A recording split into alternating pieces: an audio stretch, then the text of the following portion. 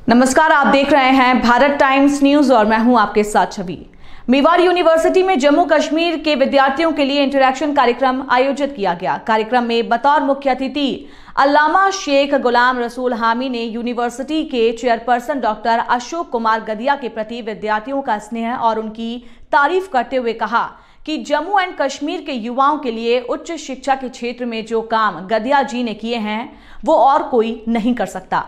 गदिया जी कश्मीरी युवाओं के लिए मसीहा हैं। इस मौके पर मुख्य अतिथि गुलाम रसूल हामी को कश्मीर में शांति और सद्भाव की स्थापना व शिक्षा की प्रचार प्रसार करने के लिए डायरेक्टरेट की उपाधि से भी सम्मानित किया गया। वहीं उमर गुल, नेलोफर शाह अफसाना आदि विद्यार्थियों ने भी शिक्षा के महत्व पर अपने विचार रखे। कार्यक्रम में मेवाड़ यूनिवर्सिटी के चेयरपर्सन डॉक्टर अशोक कुमार गदिया ने कहा कि आतंकवाद से जूझ रहे जम्मू कश्मीर के युवाओं के लिए शिक्षा की अलख जलाने का ख्याल वर्ष 2012 में आया और मेरे मन ने कहा कि मैं बंदूक उठाकर बॉर्डर पर नहीं जा सकता, लेकिन मुझ में इतनी ताकत है कि मैं कई हजार बंदूक उठाने वालों को कलम पकड़ा सकता हूं।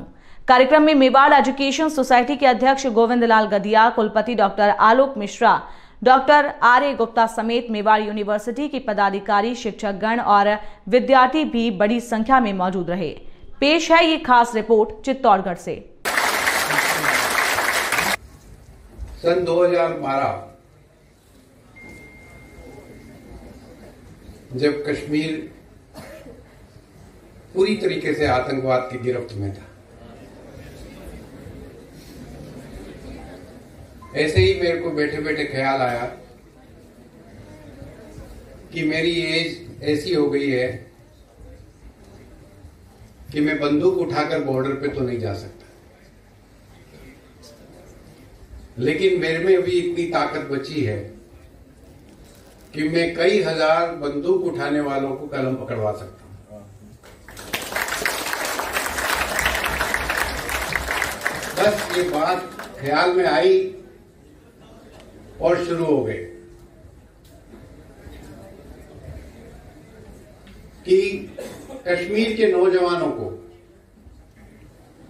जम्मू कश्मीर के नौजवानों को विशेष रूप से जो poorest of the poor family से हैं, चाहे वो लड़के हों चाहे लड़कियां हों, उनको लाना है, उनको पढ़ाना है, उनको अच्छे से ट्रेनिंग कराना है, उनको अच्छी नौकरी लगवाना है या उनको इस काबिल बनाना है कि वो कश्मीर या जम्मू में जाकर अपना खुद का काम अपने माँ बाप के साथ मिलकर कर सके। ये बात तय हो गई।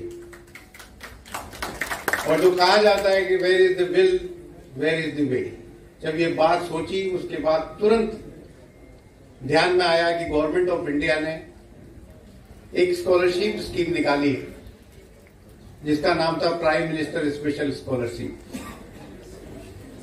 PMSS। हमने देखा उसको और पाया कि भारत सरकार आधा पैसा दे रही है, रहने, खाने, वर्दी, किताबें, tuition fees, hostel fees, mess charges सब मिला के जो पैसा दे रही है वो आधा बनता है। और वैसा हिम्मत वाला व्यक्ति चाहिए जो आधा अपनी जेब से लगा दे और इन बच्चों को ले आए। हमने कहा इस काम की शुरुआत हम करते हैं। बच्चा जब घर से बाहर निकलता था तो मदर का BP बढ़ जाता था कि ये वापस लौटेगा कि नहीं लौटेगा। उसका बीबी का शौहर बाहर निकला तो उसका ब्लड प्रेशर बढ़ जाता था। मैं देखता हूं वहां पे उस दौरान हर तीसरी औरत BP और शुगर की मरीज थी, क्योंकि उन्हें हर वक्त एक भय सताता था कि या तो पुलिस मार देगी या आतंकवादी मार देगी। उस डर के माहौल में ये बच्चे बड़े हुए, स्कूल गए और इनको जो एक फ्रीडम मिलनी चाहिए थी, एक इन्वायरमेंट मिलना चाहिए था पढ़ने लिखने का, समझने का, वो इन्वायरमेंट इनको नहीं मिला। इसलिए हमने ये सोचा कि इन बच्चों को मौका दिया जाना चाहिए। दूसरा मेरे मन में एक सवाल था कि जब आप गांव में जाएंगे कश्मीर के, स्पेशली जब आप शहरों से गांव की तरफ जाएंगे, छोटे छोटे बस्तियों में, छोटे छोटे गांव में जब जाएंगे, तो वहां ये महसूस होता है कि कितनी भयंकर गरीबी है। उस गरीबी का एक ही सॉल्यूशन है। वहां के लोग भी कंफ्यूज हैं। वहां के लोगों से बात करो, वो गवर्नमेंट को, पहले जम्मू कश्मीर स्टेट गवर्नमेंट को गालियां देते, फिर सेंट्रल गवर्नमेंट को गालियां देते और ये कहते कि इन्होंने हमारे लिए कुछ नहीं किया, सब पैसा जो सेंटर से आया वो खा गए। मैंने कहा यार, कब तक पैसा आएगा और कब तक इनका डेवलपमेंट होगा? कुछ नहीं होगा। इससे बेहतर है, बहुत ध्यान से सुनने की बात है, ये आप सब लोगों के ऊपर लागू होती है, कि हर घर में एक बच्चा काबिल बना दो और एक बच्चे को कुछ करने काबिल बना दो, वो पूरे परिवार को ठीक कर लेगा, फिर उसको किसी तरह के अनुदान की जरूरत नहीं होगी। हमने यही सोचा कि हमने ये बीड़ा उठाया, मौलाना साहब, घर से एक बच्चा या एक बच्ची इस काबिल बना दो कि वो पूरे परिवार का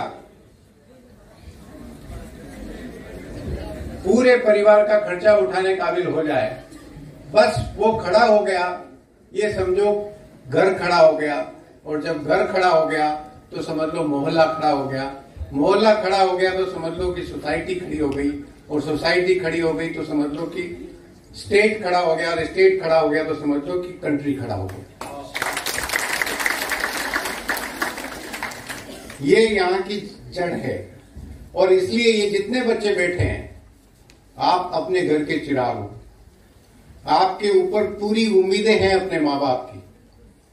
आप बहुत अच्छे से पढ़ाई करो, अच्छे से ट्रेनिंग करो, अपने बिहेवियर को ठीक करो।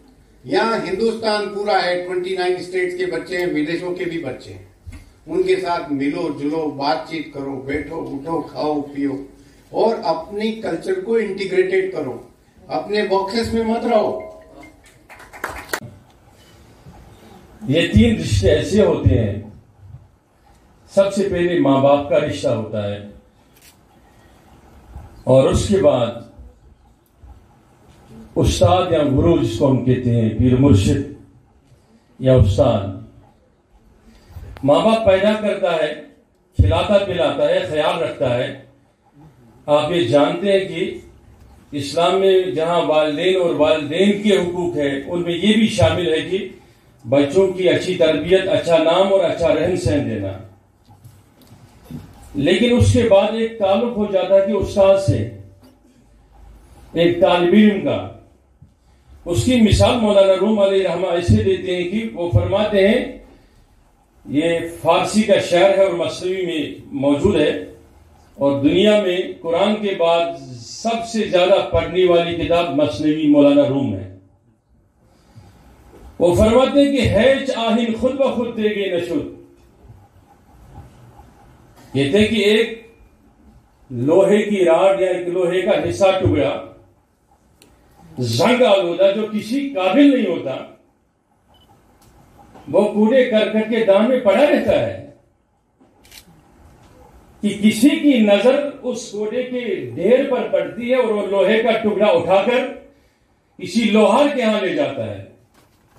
वो आग में उसको तपाता है, पकाता है, सारा जंग गिराता है, फिर उसको मोटिवेट करके उस हालत पे ले जाता है, उस डिग्री पे ले जाता है कि जब वो उस पत्थर पे उसको रखता है और ऊपर से उसको पीटने लगता है, कोटने लगता है, तो धीरे धीरे धीरे उसकी दार निकल आनी शुरू हो जाती है। वही कोड़ा करकट में पड़ा हुआ लोहे का टुकड़ा जो जंग आलूदा था, किसी काबिल न था, चुभने से टेटनिस का इंजेक्शन लगवाना लाजमी था, वो अब पकते पकते पकते पकते कोटते कोटते एक ऐसा आला बना जो हमारे जिंदगी में हर काम में काम आ गया।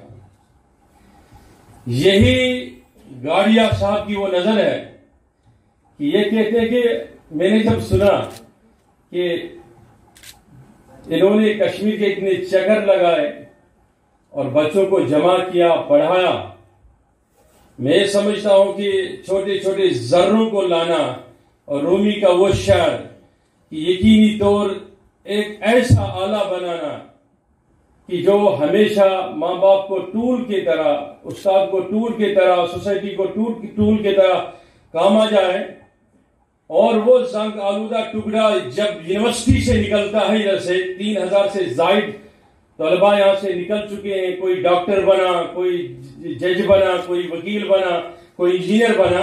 और मुझे पूरी ये वसूख के साथ अला वजह तयक्कुन में कहता हूं और दिल के तबहुर से कहता हूं कि आप भी जब निकलेंगे तो नाम तो रोशन करेंगे ही, लेकिन आप जिधर जिस वक्त जहां जिस कोने में जिधर जिस मुल्क में, मुल्क के किसी भी हिस्से में या मुल्क से बाहर दुनिया के किसी में कोने में जाएंगे, लेकिन इस यूनिवर्सिटी का असर और तासीर आपके जुबान पे, हाथों पे रहेगा, क्योंकि गाड़िया साहब का असर मौजूद है इसमें।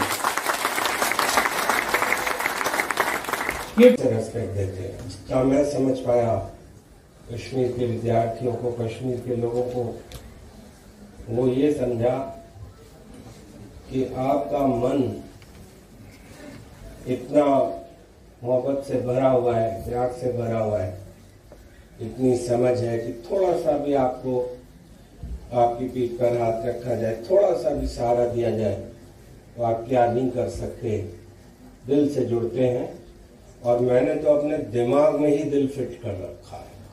आप सब मुझे इसलिए पसंद करते हैं क्योंकि मैं दिल से बात करता हूं, दिमाग से नहीं करता।